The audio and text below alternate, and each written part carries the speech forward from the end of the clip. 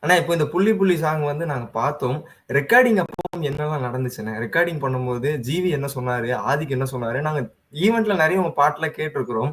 Recording அப்போ என்ன நடந்துச்சுண்ணே? நேரா போனேன்யா. போயிட்டு சப்பாத்த கழட்டிட்டு உள்ள போனா ஒரு தம்பி வந்தாரு. தாடி வச்ச தம்பி. அவரு தான் ஓகே. மொம்மல வந்து கட்டி பிடிச்சுட்டு என்ன கைய பிடிச்சுட்டு கூட்டிட்டு போனாரு. என்னமோ பச்சை குழந்தை மாரி. ஆ. வந்துட்டு அங்க உட்காந்துட்டு என் தொடையில கைய வச்சுக்கிட்டு பேசிக்கிட்டு இருக்காரு. ரொம்ப சந்தோஷம்ண்ணா உங்களைய பார்த்தது அப்படி இப்படின்னு. அப்பதான் இன்னொருத்தர் வந்தாரு. அவரும் மலேசியாக்காரரு விக்ரம்னு. இந்த அக்கு டாக்கின்னு ப்ராஜெக்ட் செய்றவரு. அப்ப அவர் தான் கேட்டாரு, "அண்ணா தெரியுதா யாருன்னு?"